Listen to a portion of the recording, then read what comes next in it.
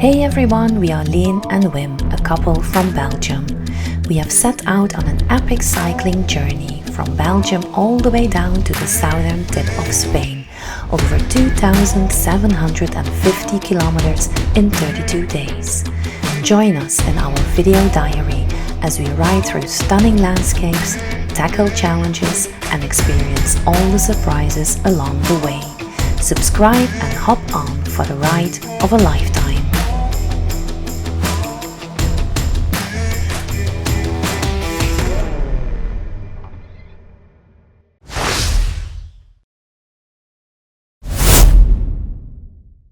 I just realized that yesterday I completely forgot to mention how breathtaking the view from our tent actually is. Or maybe I simply didn't see it anymore through the fog of exhaustion. But this morning the panorama pulls out all the stops, making sure its beauty doesn't go unnoticed this time. Its grand performance is a perfectly orchestrated play of drifting clouds and golden rays of the rising sun. Honestly, you couldn't dream up a better setting for breakfast.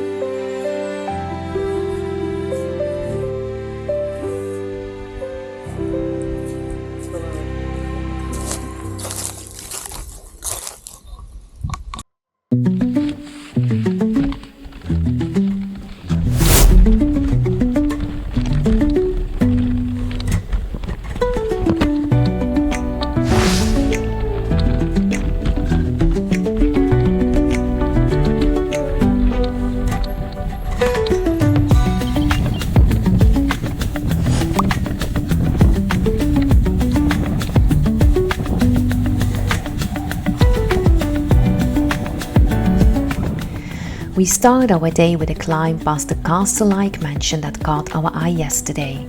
A sign informs us that this imposing structure is called l'Allemandière and that my description of it as castle-like didn't quite do it justice. Turns out it's not just like a castle, it is a castle. Most likely built in the 12th century for the influential L'Allemand family who gave the estate its name. Many years later, it was acquired by the first mayor of Lucé-le-Mal, and today his descendants still own it.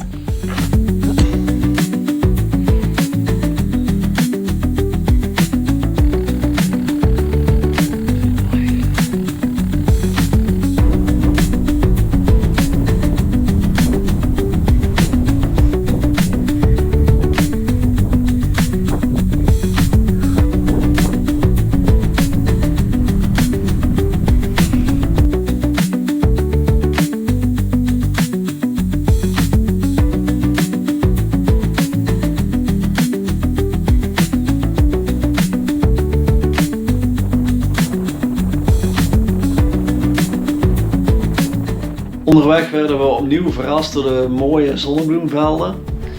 Normaal bloeien ze alleen in juli en augustus, maar nu bloeiden ze nog steeds onder de stralende nazomerzon. Ja, ik weet niet hoe dat het komt dat ze nog zo laat in bloei stonden. Misschien is het de klimaatopwarming of zijn ze gewoon heel laat ingezaaid. Het was in ieder geval een prachtig zicht, die goudgele zee in een landschap.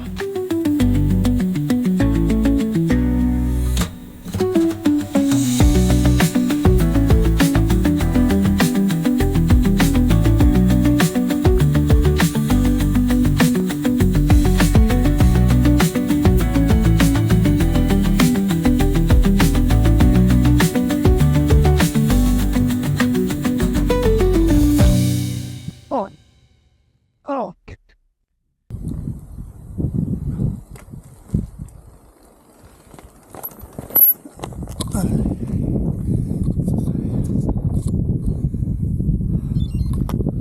Klein krasje erop.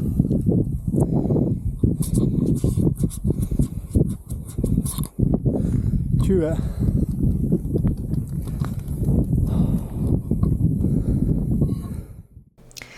The landscape begins to shift. Rolling pastures give way to dense forests and lush wetlands.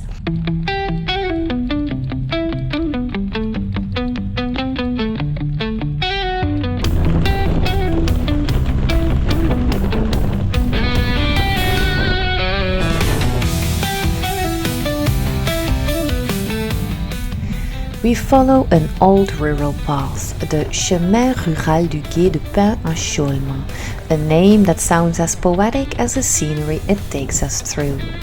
This is one of the many ancient byways that crisscross the French countryside, paths once traveled by farmers, merchants, and perhaps even smugglers.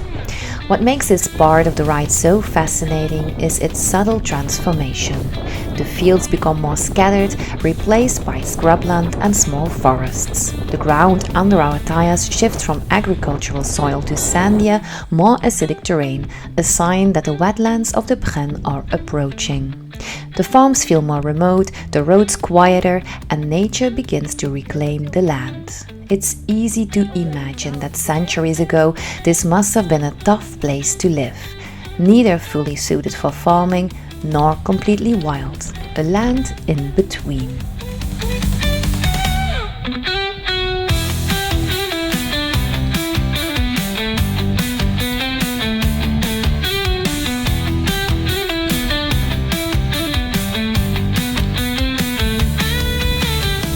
We fietsen door heel moerassig land, dus ik vreesde al dat die daasrekken weer zouden verschijnen, maar gelukkig was er geen één te bekennen. Al zagen we wel iets anders door de dennenaalden kruipen.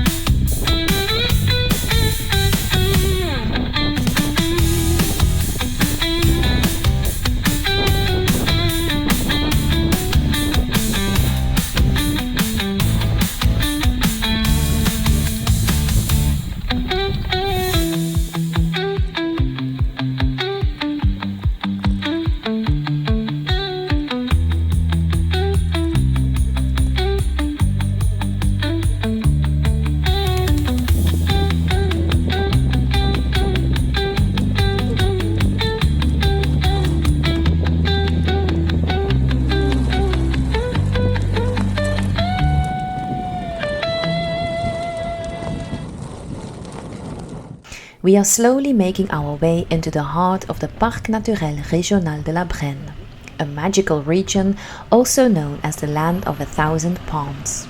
It doesn't take long before the first small lakes appear, and soon after the promised 999 others follow in quick succession.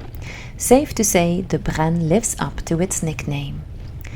We stop for lunch on the shores of one of these countless ponds. A concrete staircase leads invitingly into the water, but today's temperatures are not exactly screaming "go for a swim." On the far side of the lake, we spot a handful of towering transmission masts. Apparently, this is one of the largest radio stations in France, used to send commands to French submarines. For someone with the right equipment, intercepting the radio waves should be child's play. Decoding the heavily encrypted messages, however, a mission impossible. In the land of 1,000 ponds, so vast, so wide,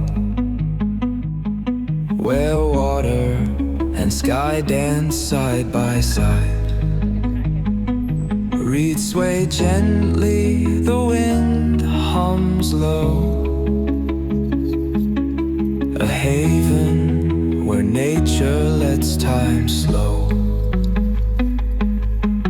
Silverfish leap in the golden light, ripple in the mirror catching our sight. Swans glide with silent grace, guardians of this timeless place. Yet hidden here in quiet disguise, steel towers reach for the endless skies. They hum their secrets through the air, a code unheard yet always there. Encrypted pulses slip through the deep, waves that call where shadows sleep. A whispered message, unseen, untold, guiding ghosts in waters cold. Let us ride through the sacred land where time slows down, where waters stand. The wind and water weave their bonds in the land of 1,000 ponds.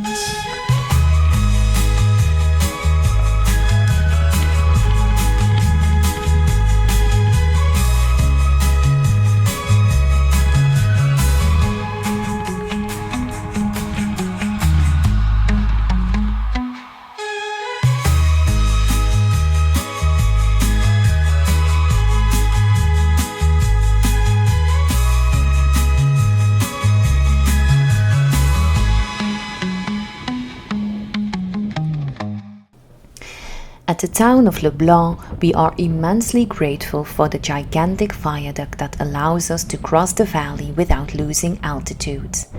This impressive structure is a beast. 38 meters high, 528 meters long, and supported by 21 majestic arches. At a mere 150 years old, it's practically a baby compared to most of the ancient stone structures we have been passing.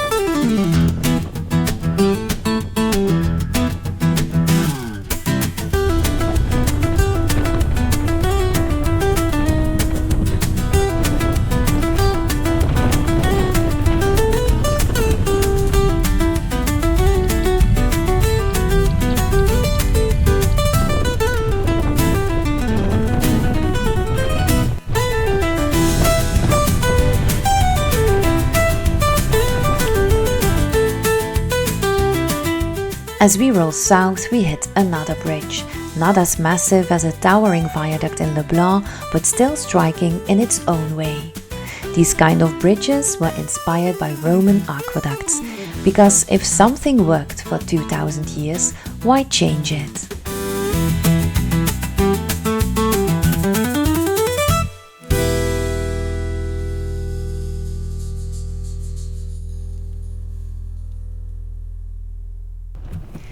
Our plan is to wild camp near Saint-Séverin, but there is a minor issue. We haven't seen a single shop all day and our water supply is running dangerously low.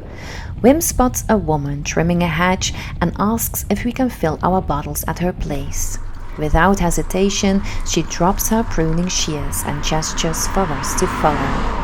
We scurry along, empty bottles clutched under our arms, only to find ourselves in a garage beneath her house where, instead of water, we are suddenly handed 2 chilled glasses of wine. And just like that, she earns herself the legendary title of the woman who turned water into wine. In the end, we decide to fill our bottles with actual water instead of wine, though it was a close call. We thank the kind couple profusely and before leaving we make sure to snap a picture of me with them, a memento of this delightful encounter. Merci, au revoir.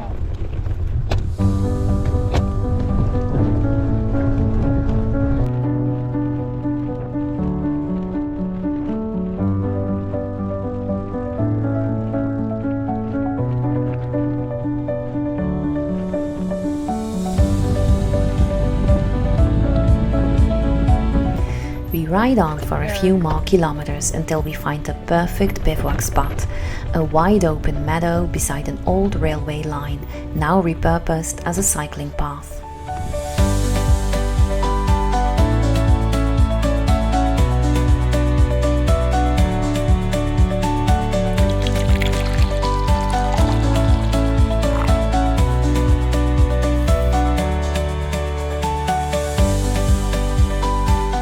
Although the sun is shining brightly, we can see heavy rain pouring down in the distance.